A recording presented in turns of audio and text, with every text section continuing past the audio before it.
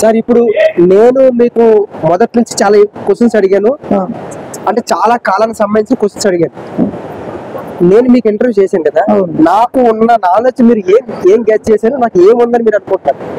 సమాజంలోనున్న అవకతవకల పైన, విద్యార్థులతో పైన, వాళ్ళ నిర్లక్ష్యం పైన, వీటిని మేల్కొల్పే సమాజం పెద్దలైన కావచ్చు, కవులైన కావచ్చు, వాళ్ళ తల్లిదండ్రులైన కావచ్చు, వారిని ఎంకరేజ్ చేయడానికి ఎలాంటి దురాశలు కానీ దుర్మార్గమైన పనులు కానీ చాలా వరకు లాస్ అయింది. అట్లా పనులు చేసే యువకులందరూ కూడా కాలగమనంలో కలిసిపోయింది కనుక అటువంటివి కాకుండా శ్రమతో శక్తితో వాళ్ళ నాలెడ్జ్ని ఉపయోగించి భావి పౌరులుగా భారతదేశానికి పనికొచ్చేటోళ్ళు కావాలి. ఇప్పుడు అల్లూరి సీతారామరాజు ఉన్నారు, ఆయన పనికొచ్చేటోళ్ళు అయ్యేవాడే.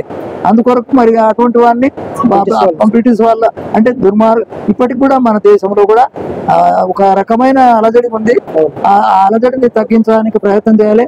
ఇప్పుడు మామూలుగా లంచమే ఇంకా నడుస్తుంది, అవినీతి, లంచగొండితనం, తర్వాత తార్పుడు వృత్తి, లేకపోతే వరుసలు మారిన సాంఘిక దురాచారాలు.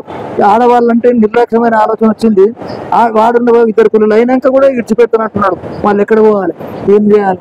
అందుకొరకు సమాజంలో ఉన్న వాటిని కూడా యువతరం, ఇలాంటి యువకులు, ఇలాంటి నీ పేరు చెప్పు మళ్ళీ నాగరాజు వైజాగ్ వారు ఈ విషయంలో ప్రశ్నిస్తే యువక చైతన్యవంతమైన కావాలి, బాగుపడే వాళ్ళు కావాలి, వారు మంచిని నేర్చుకోనికి ప్రయత్నం. అంటే చెడులు కలిపిన నీళ్లు కలిపిన పాలను అంశ వేరు చేసుకొని, పాలను వేరు చేసుకున్న తర్వాత నీళ్ళు ఇడిచిపెట్టది. అంశాలు కావాలి. మీరందరూ కూడా యువకులందరూ కూడా ఒక అంశంలాగా ఈయన పని చేయాలని తలంపులు ఉంది. అతనికి ఎంకరేజ్ చేయండి. అతని వల్ల సమాజాన్ని మంచి పౌరులుగా, సుశిక్షితులైన యువకులుగా, దేశానికి పనికొచ్చిన వాళ్ళుగా. నేను 9వ తరగతి చదివినప్పుడు ఒక నెల రోజులు రైఫిల్ ట్రైనింగ్ నేర్చుకున్నా. Seven SS camp. ఎస్ఎస్ అంటే ఏంది? 7 LSS లోక సహాయక సేన. లోక సహాయక సేన అందుకొరకే ఈ రకంగా 80 ఏళ్ళున్నా నేను ఆరోగ్యంగా ఉన్నా. 80 ఏళ్ళ వయసులో కూడా నేను దిగజారినట్టుగా లేను, అలవాట్లకు దిగజారలేదు, ఆచారాలకు దిగజారు. ఆచారాలు ఏంటి? ఆడమొగ ఎవరని చూసుకోవాలి. కానీ కులాలు దేవులాడుతున్న కులాల మతాలు పూకటి వెళ్ళతో చూసిపారేయాల్సిన అవసరాలు ఉన్నాయి. దాన్ని గమనించండి. ఆ గర్భవతి అయినా కానీ బిడ్డను కాల్చి చంపుతున్నారు వేరే కులం మంచి జరిగిందని. వీడు తప్పు చేసి గౌరవశాతం ఎన్ని తప్పులైన చేయొచ్చు, కానీ వాళ్ళ పిల్లలు మాత్రం చేయకూడదని ఒక తలంపులు ఉండేది. తల్లిదండ్రులు తప్పే. దేశంలో ఇటువంటి ఆచారాల ఆలోచనలు వాటిని నిర్దయగా వాటిని తొలగించుకోవాలని కోరుతూ, మరి ఈ యొక్క భవిష్యత్తులో మంచి పౌరులుగా నీతి నియమం కలిగిన అందరూ రౌడియాల లెక్క గుండీలు తీస్తున్నారు. ఆ రౌడి గుండీలు తీసి ఎట్లా ఆడపిల్లలు ఒక చిన్న బట్టనో కాళ్ళ కాడనో ఏదో ఒక పాయింట్ మీదకి పోయినట్టయితే ఎట్లా ఎవరి కొరకు ఎట్లా చేసినావు అని అంటారు. మరి నీవెవరి కొరకు తీసారు? అందుకొరకు నేను నమస్తే పెట్టినప్పుడు సెకండ్ ఇస్తారు కొందరు. ఆ సెకండ్ ఇస్తే వాళ్ళు కిందికి చూస్తా. అటువంటి వాళ్ళు కూడా ఆ చెయ్యి నీవు గుండెకి తీసిన వాడికి నేను చేయగలమా నిర్దయగా చెప్తా. వాడు గుండె పెట్టుకుంటే కలుపుతా, లేకపోతే కలుపుతాను. ఇంతవరకు నా ఆలోచనలు నాకన్నా దేశానికి యువకులు కానీ, పెద్దలు కానీ, రాజకీయ నాయకులు కానీ బుద్ధితో మెసరాలు కానీ బుద్ధిహీనులు కాకుండానే ఆలోచిస్తున్నాను. యువకులు రాజకీయాల్లోకి రావడానికి బాగా ఇంట్రెస్ట్ చూపిస్తారు. అయితే వాళ్ళకి మీరు సలహా ఏంటి? అంటే వాళ్ళకి యువకులు తన కనీసం ఒక 10, 15, 20 సంవత్సరాల వయసు వరకు ఎక్కడ నుండి అంటే 5-10 సంవత్సరాలు నీవు ఏం చేస్తున్నావు? సమాజానికి ఏం చేస్తున్నావు?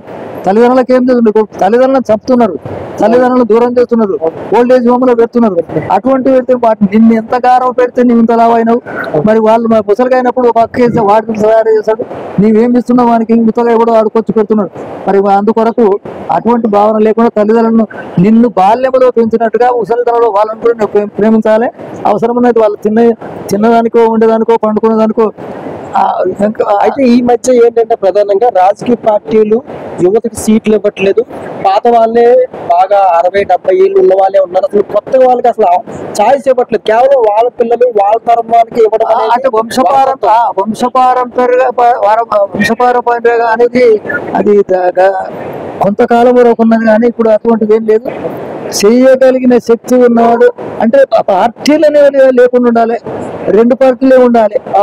పలు పార్టీలు కాదు, ఇండిపెండెంట్ కాదు, 2 పార్టీలు ఉండాలి. ఇప్పుడు విదేశాలలో ఇప్పుడు 2 పార్టీలే ఉంది, అమెరికాలో 2 పార్టీలే ఉన్నది.